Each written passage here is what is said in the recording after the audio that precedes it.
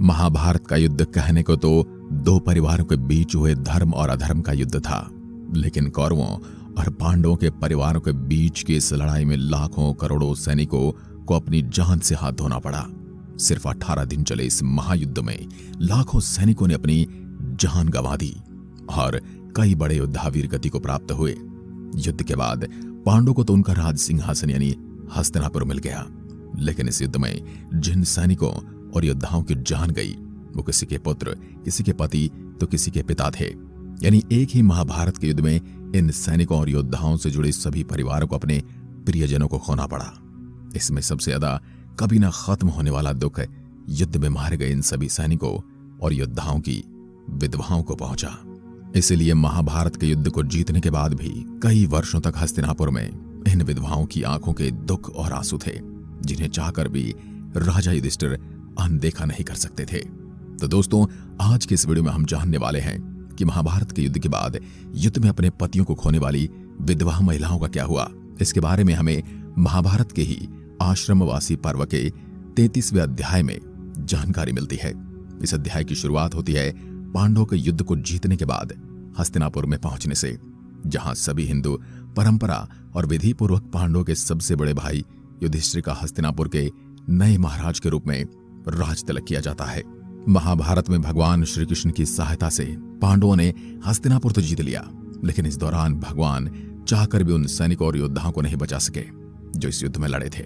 और ये तो आपने सुना ही होगा, इस दौरान दोनों ही पक्षों से इतने सैनिकों की जान गई, उन्हें गिन पाना भी लगभग नामुमकिन था।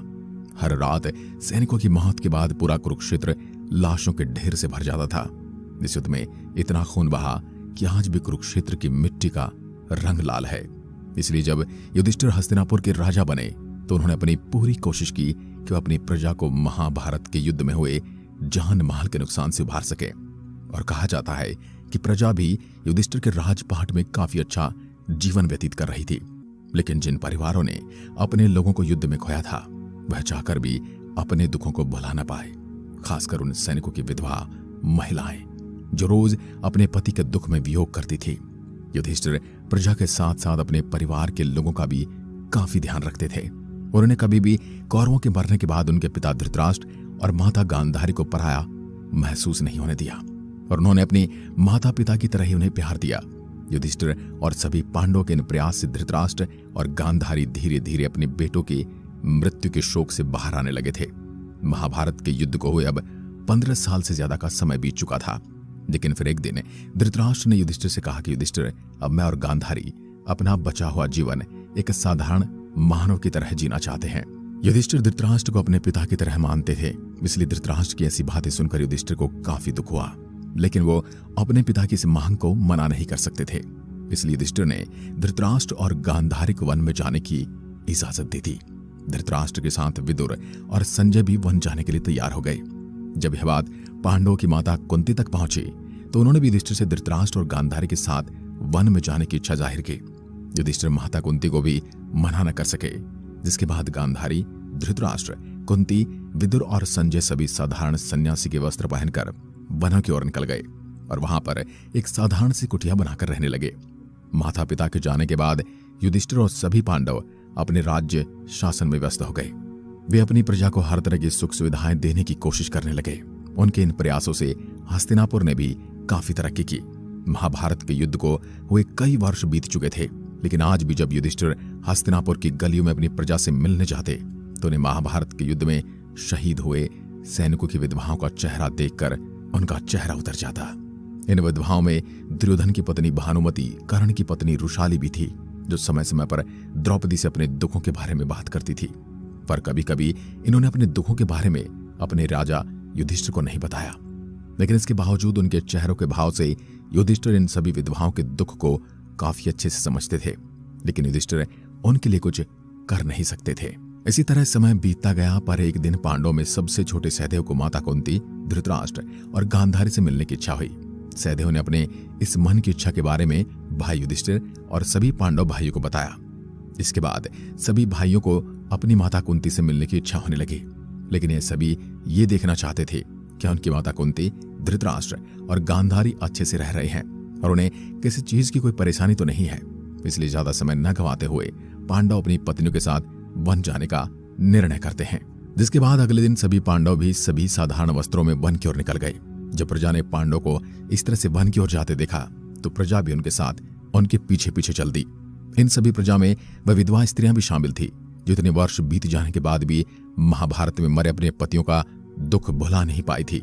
कई महीने तक पैदल वन में यात्रा करने के बाद पांडव वहां पहुंच गए जहां पर गांधारी, धृतराष्ट्र, कुंती, विदुर और संजय रह रहे थे।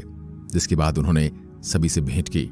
पांडवों के पीछे पीछे हस्तिनापुर की प्रजा भी उस आश्रम तक पहुंच गई और वो भी आश्रम के चारों ओर अपना डेरा लगाकर रहने लगे। कुछ दिनों बाद महर्षि वेदव्यास पांडवों से मिलने उस आश्रम में पहुंचे जहां उन्होंने आश्रम के चारों ओर बैठी हस्तिनापुर की विधवाओं को अपने पति के वियोग में विलाप करते देखा। जिसके बाद महर्षि वेदव्यास ने उन सभी महिलाओं को अपने पास बुलाया और कहा, तुम्हें अपने पतियों का विलाप करने की आवश्यकता नहीं है क्योंकि वे जहां भी हैं प्रसन्न हैं। लेकिन महर्षि वेदव्यास के इस वचन को सुनने के बावजूद उन विधवाओं का दुख कम नहीं हुआ और उसके बाद वह अपने पतियों को याद में विलाप करती रही। महर्षि समझ गए कि महिलाओं का दुख अब तभी समाप्त होगा जब उन्हें इस बात की पुष्टि हो जाएगी कि उनके पति जहां भी हैं प्रसन्न हैं। इसके बाद महर्षि वेदव्यास ने भी सभी महिलाओं और हस्तिनापुर के वासियों को कहा, अगर आपको मेरी बात पर यकीन नहीं है तो आपके पति उस दूसरे लोक में प्रसन्न है तो मैं आपको इस बात का आज रात यकीन दिला दूंगा क्योंकि आज रात मैं सभी को महाभारत में मारे गए अपने परिजनों से मिलवाने वाला हूं। महर्षि व्यास के ऐसे वचन सुनकर हस्तिनापुर की सभी प्रजा और सभी विधवाएं महिलाएं प्रसन्न हो जाती हैं और वो सभी बेसब्री से रात का इंतजार करने लगते हैं। यह पूरा आश्रम गंगा नदी के किनारे पर बसा था, इसलिए जब शाम होने लगी तो महर्षि वेदव्यास के कहने पर सभी हस्तिनापुर वासी और वहां सभी विधवा महिलाएं गंगा नदी के किनारे पर पहुंचे। जिसके बाद महर्षि वेदव्यास ने अपनी शक्तियों के प्रयोग से स्वर्गलोक और नरकलोक में मौजूद सभी महाभारत में मारे गए योद्धा और सैनिकों की आत्माओं को पुकारा और उनसे गंगा नदी के तट पर आने का आग्रह किया। जिसके बाद महाभारत में मारे गए सभी सैनिकों और योद्धा तभी गंगा नदी के पानी से एक एक करके बाहर निकलने लगे। अपने पति और परिजनों को देखकर हस्तिनापुर की प्रजा काफी प्रसन्न हो जाती है। वे सभी अपने परिजनों से बातचीत करते हैं और अपने सुख दुख बांटते हैं। हस्तिनापुर की विधवा महिलाएं अपने पतियों को अपने दुखों के बारे में बताती हैं। कुछ समय के लिए सब ऐसा हो जाता है जैसे कभी महाभारत का युद्ध हुआ ही नहीं था। सभी की आंखों में आंसू और अपने परिजनों के लिए प्रसन्नता होती है। जिसके बाद महर्षि वेदव्यास हस्तिनापुर की प्रजा और विधवा स्त्रियों को बताते हैं कि अब इन सभी के जाने का समय हो चुका है। जिसके बाद अपने दिल को दोबारा से भारी करते हुए हस्तिनापुर की प्रजा को अब अपने प्रियजनों और विधवा महिलाओं को अपने पतियों को अपने से दूर जाते हुए देखना पड़ता है। पर उनके मन में अब यह संतुष्टि भी थी कि उनके प्रियजन उस दूसरी दुनिया में प्रसन्न है। जिसके बाद एक एक करके सारे योद्धा और सैनिक वापस गंगा नदी में समा जाते हैं। लेकिन अपने पतियों के जाने के बाद दोबारा से उनकी विधवा महिलाएं काफी दुखी हो जाती हैं। वे सभी महर्षि वेदव्यास से अपने पतियों से मिलने की दोबारा इच्छा करती हैं। जिसके बाद महर्षि वेदव्यास उन सभी महिलाओं से कहते हैं कि जो स्त्री अभी भी अपने पति के वियोग में दुखी है वे चाहे तो मैं उन्हें उनके पति के लोक में भेज सकता हूं। यह सुनकर सभी विधवा महिलाएं काफी प्रसन्न हो जाती हैं और महर्षि वेदव्यास से अपने पतियों के पास जाने की इच्छा जताती हैं।